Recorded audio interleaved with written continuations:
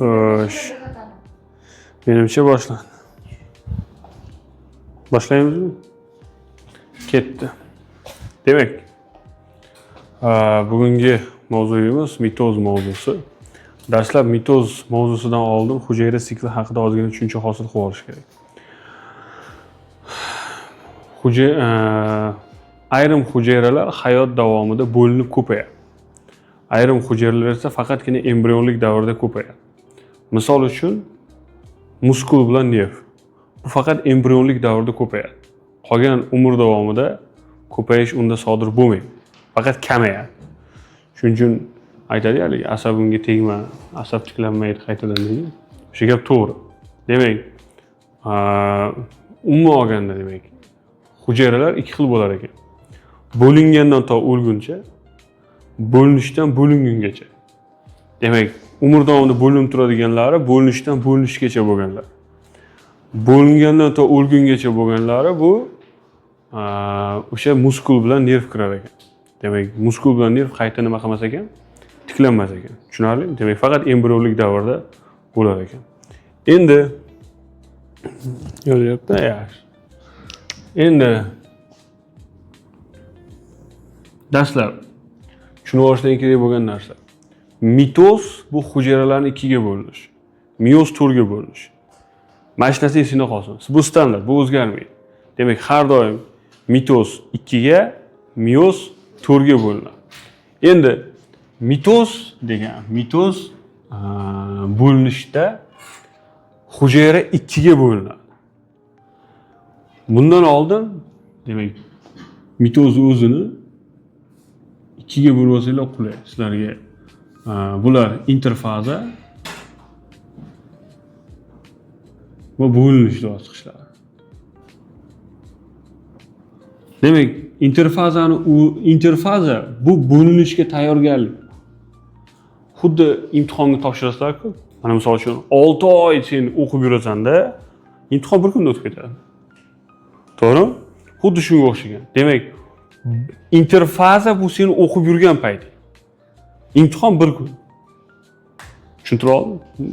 Voqealar sodir bo'lishini tushunishing uchun. Demak, ko'p vaqt nimada o'tadi? Interfazada. Bo'linish juda qisqa vaqt o'tadi. Tushunarli? Eng asosiy vaqt nimada o'tar ekan? Interfazada, keyin bo'linish bo'ladi. Interfazaning o'zi eslab qo'yiladi. G1, S va G2 davriga bo'linadi. Tushunarli? G1, S va G2 davrlariga. G1 davrida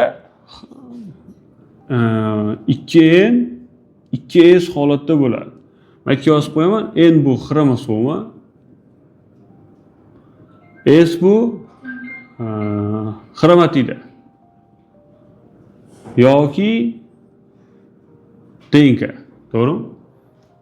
Endi 2N 2S bo'lar ekan. Keyin shuni inson miqyosida o'lchab ketamiz. Misol uchun odam bo'lsa, demak G1 davrida G1 da odamda 46 ta xromosoma, 46 ta DNK bo'ladi yoki xromatida bo'ladi. Bu davrda eslab qolinglar. Demak, fermentlarning faolligi ortadi, oqsil va RNK sintezlanadi va hujayra o'sishni boshlaydi. Tushunarli? O'sishni boshlaydi. Asta-sekin o'sishi. Faqat xuddi tayyorlanadi. Hujayra bo'linishdan oldin hammasiga tayyorlanadi. O'zidagi fermentlarning faolligi ortyapti. Oqsil va RNK ko'p miqdorda sintezlanyapti. Lekin pikoy nuqtasiga hali chiqqani yo'q sintezlanish. Demak, faqat oqsil va RNK sintezlanib bormoqda. Endi sintez davriga o'tgandan keyin 2N 4S bo'lib qoladi. 2N 4S bo'lib qoladi. Demak, sintez davrida odamda 46 ta xromosoma, 92 ta nima bo'ladi? DNK bo'ladi. Chunki 4S bo'lib qoldi. Chunki tushunarli, ikki hissa nima qilib qoldi? Ko'payib qoldi. Endi bu davrda nima bo'ladi desa, bu davrda oqsil va RNK sintezlanish eng maksimal davriga yetadi. Eng maksimal davriga yetadi va DNK ikki hissa nima qilib qolyapti? Ko'payib qolyapti. Tushunarli bo'ldimi? DNK ikki hissa ko'payib qoldi. Endi G2 davrida-chi, G2 davrida bitta xromosoma haqida, DNK haqida gap bormaydi. Faqatgina hujayra bo'linishga tayyorgarlik bosqichi tugaydi. Demak, bo'linishga tayyor hujayra, oqsil va RNKlar sintezlandi, hammasi joyida va xromosoma qanaqa to'plam bo'lar ekan? 2-4'ligicha qolar ekan. Demak, G2 davrida ham 46 ta xromosoma, 92 ta xromatidaligicha nima qilar ekan? Qolar ekan. Sen любой organizm 2 ni bilsang bo'ldi. Mitozda qanaqa to'plam bo'lishini bilasan. Nimaga? Chunki sen mana buni yodlagan. Tushunarli? G1 da nima bo'ladi, G2 da nima bo'ladi, S da nima bo'lishini bilasan. Endi bo'linish bosqichiga o'tgandan keyin profaza, metafaza, anafaza va telofazaga bo'linadi. Yodlab olishga oson bo'lish uchun PMAT. Tushunarlimi? Adashib ketmaysizlar. PMAT. Profaza, metafaza, anafaza va telofazaga bo'linadi. Endi profaza davri, yaxshilab eslab qo'ying. Profaza davri bu bo'linishning boshlang'ich davri, to'g'rimi? Bu davrda mana bitta hujayra qolsak, mana bu yadro, to'g'rimi? O'rtasida yadro bo'ladi, misol uchun. Mana shu yadroda qanaqa to'plam bo'lyapti? 2-4 da to'xtadik, to'g'rimi? 2-4 da to'xtadik. Mana bunday yodlab qolsang oson, mana.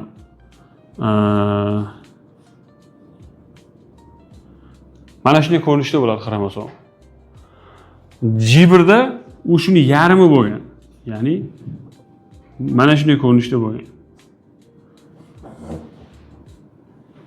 Mana shunday ko'rinishda bo'lgan.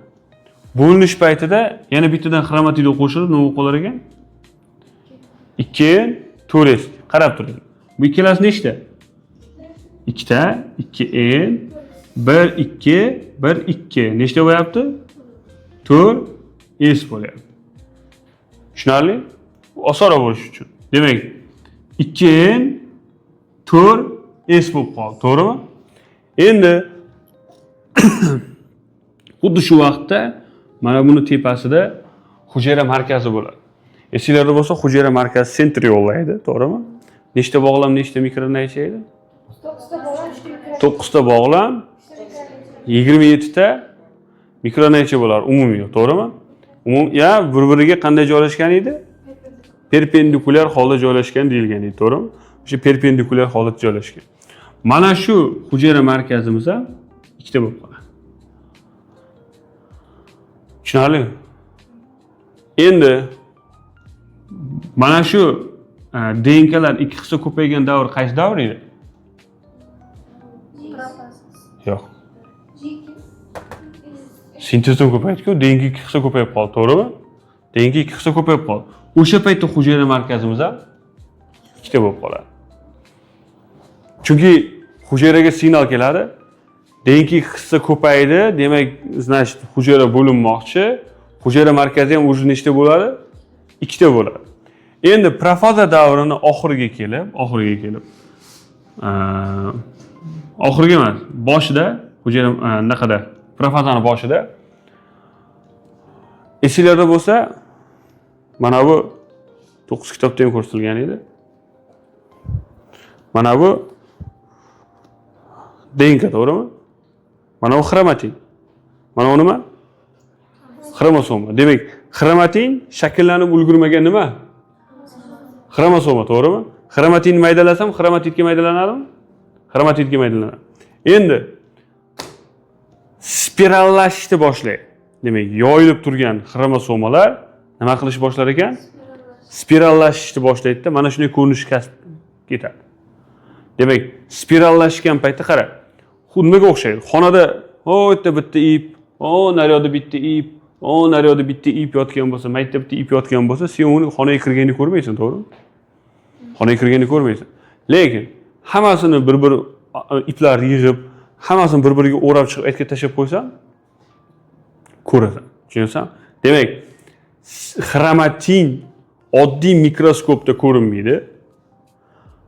Qachonki hujayra bo'linish bosqichiga o'tib, profazaga o'tgan paytda, o'sha iplar spirallashgan paytda oddiy ko'z bilan mikroskopda nima qilsa bo'ladi xromosomani? Ko'rish mumkin bo'lib qoladi. Tushunarli? Demak, oddiy ko'z bilan xromosomani ko'rish mumkin bo'lib qoladi. Endi bu spirallash, to'g'rimi? Lekin spirallashish eng pikiga chiqmadi hali bu ham. oxiriga kelganda qarang, spirallashdi degani irsiy jihatdan xromatin aktiv hisoblanadi. Chunki u yoyiliq turibdi, to'g'rimi? Videoga video qo'shib yuboraman, bu yoqqa ko'rasizlar.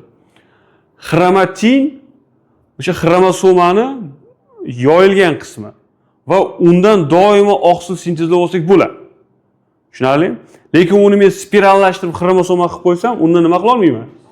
Oqsil sintezlay olmayman. Demak, xromosomaning xromatini irsiy jihatdan aktiv, xromosoma esa nofaol, ya'ni spiral holat, to'g'rimi? Endi spirallashdi degani bu mana bu xromosoma ham o'zi yadroning ichida turmaydi. Yadrochani ichida turadi. Tushunarlimi? Chunki yadroning tarkibiy qismlarini sanaganimizda yadro qobig'i, yadro shirasi, yadrochi va xromosoma dedik, to'g'rimi? O'sha yadrochani usti ribosomalardan tashkil topgan bo'ladi. Qaysi organot yana ribosomalardan tashkil topgan bo'ladi? Endoplazmatik to'r. Nima ishni bajarardi u? Oqsil sintezlar, to'g'rimi? Ribosoma qayerda bo'lsa, o'sha joyda oqsil bor degan. Endi bundagi ribosomalar ham ribosomal RNK va oqsil sintezida ishtirok etadi. Yadrochani sirtidagi ribosomalar. Endi asosiy axborot beradigan narsa nima bo'lib ketdi? Spirallashib ketib qoldi, to'g'rimi, profazada. Endi bu ola oladimi endi oqsilni? Yo'q, ola olmaydi. O'shaning uchun ham yadrocha profazada nima qilar ekan? Erib ketar ekan. Tushunarli? Yuvib ketar ekan. Va profazani oxiriga o'tgan vaqtda yadroning o'zi ham erib ketar ekan. Va deydi va xromosomalar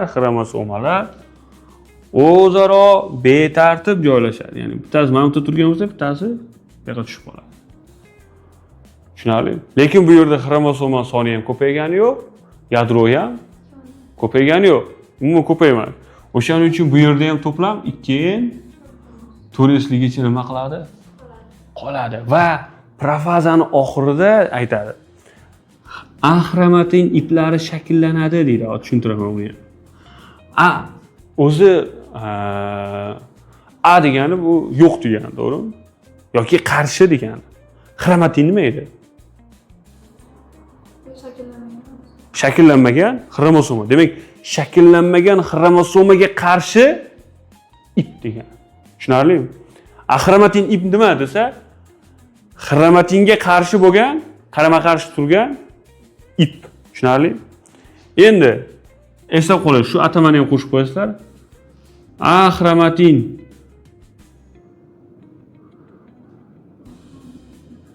ipi ikkinchi nomi bo'linish urchug'i deyiladi.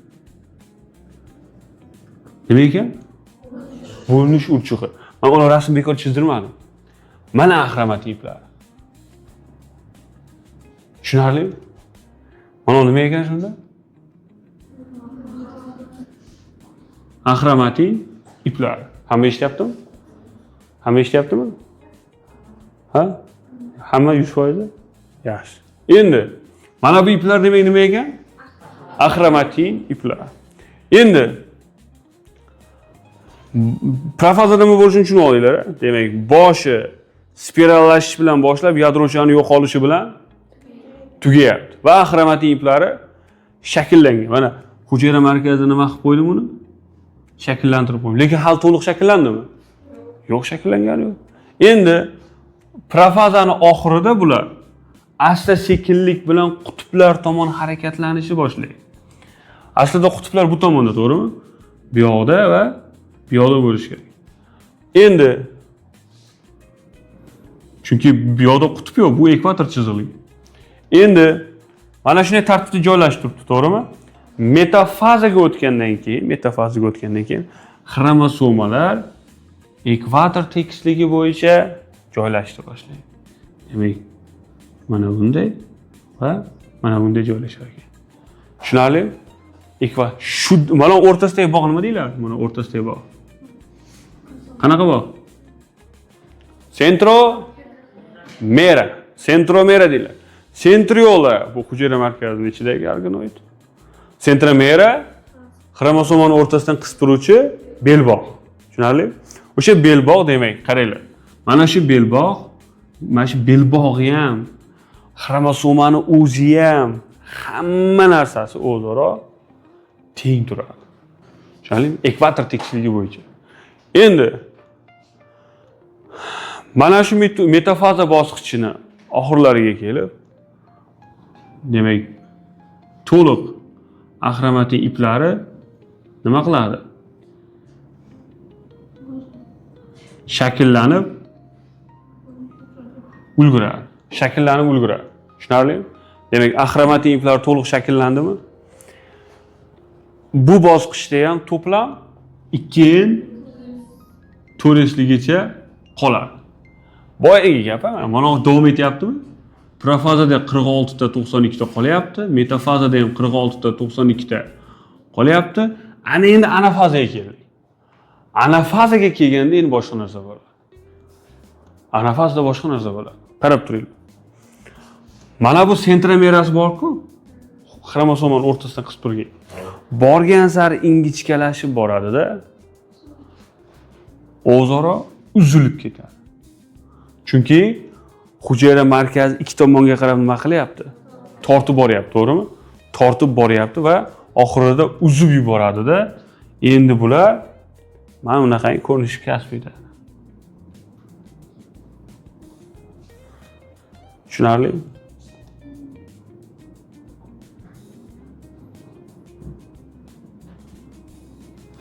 Tushunarlimi? Va mana shu joyda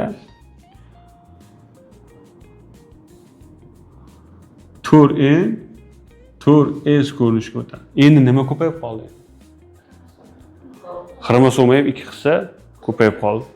Demak, anafazada 92 ta xromosoma bo'lsa, 92 ta nima ham bo'ladi? DNK ham bo'ladi deysan. Tushunarli? Anafazada har qanday misol shimpanze desa 48 ta 2 ni. Shunga qarab qo'yib ketirasan. Qayerda 2 n turgan bo'lsa, o'sha 48 ni qo'yasan, 4 n turgan, 4 n bo'lib qolgan bo'lsa 92, 96 ta qilib qo'yasan, tamom. Endi demak, anafaza bosqichida bu 4n, 4s holatiga nima qilib qolar ekan? O'tib qolar ekan, mana. Mana shunday ko'rinishda nima qilyapti? O'zaro uzilib ketyapti. Hali bu rasmda ham to'liq emas. Endi telofaza bosqichi. Telofaza bosqichi sizlarga yaxshi bitta fishka o'rgataman. Telofaza bosqichi bu profazani teskarisi. Profazada birinchi nima bo'lyapti? Yadro kattalashadi, eslab qo'ying, yadro kattalashadi. Yadro shirasi yopishqoqligi kamayadi. Yadro shirasi yopishqoqligi degani mana oddiyroq tushuntiraman sizlarga. Misol uchun bitta bokalga, mana oddiy mana baklashkaga men 10 ta oqqan soldimda, ichiga suv quydim. Aralashtirdim, to'g'rimi? Aralashtirdim. Va bitta sharni ichiga shuni quydim. To'g'rimi? Sharni ichiga quydim. Endi men bu sharni qo'lingga ichiga tiqib bunday ushlasang, qo'ling nima qiladi bir-biriga? Yopishadi, to'g'rimi? Chunki juda ham konsentratsiya nima? Yuqori bo'ladi konsentratsiya. Endi men o'sha sharni yorilib ketay deguncha oddiy suv bilan to'ldirdim. Endi qo'ling tiqqaningda nima qilmaydi? Yopishmaydi. Demak, yadroning hajmi kattalashishi yadro shirasining yopishqoqligini kamaytiradi. Tushunarlimi? Eslingda qolsin mana shu fishka. Demak, yadro shunaqa bo'ladi. Yadro kattalashadi, yadrocha yo'qoladi, to'g'rimi? Yadro qobig'iga erib ketadi va xromosomalar betartib joylashib qoladi. Endi teskarisi bo'ladi. Yadro spirallar, yadrocha qayta shakllanadi. Yadrocha ham yana hosil bo'ladi. Xromosomalar iplari o'zaro yoyilib, yana qanday ko'rinishga o'tadi? Xromatin holatiga nima qilar ekan? Qaytar ekan. Tushundinglarmi? Demak, boya spirallashib ketyaptimi? Eng spiral bo'lgan davr metafaza, esingda tursin. Spirallashish boshlash profaza. Profazada boshlangani bilan eng spirallashgan payti metafazaga to'g'ri keladi. Endi hammasi yana yoyilib, yana joyiga nima qilar ekan? Qaytar ekan. Va oxirida telofazaning oxirida sitokinez sodir bo'ladi va hujayralar o'zaro alohida bo'lib ko'rinish kasb etadi. Va yana bittadan hujayra markazi yadro va o'rtasida xromatinlardan tashkil topgan mustaqil hujayraga aylanadi. Eng muhim joyi eslab qolinglar, eng muhim joyi bor. Mana shu joyda ko'pchilik abituriyentlar ham qiynalib qoladi. U hayvon hujayrasi, hayvon hujayrasi, o'simlik hujayrasi bor. Hujayrasida botiqlik hosil bo'lib, ya'ni o'rtasida nima bor hozir buni? Bunday botiqligi bor, to'g'rimi?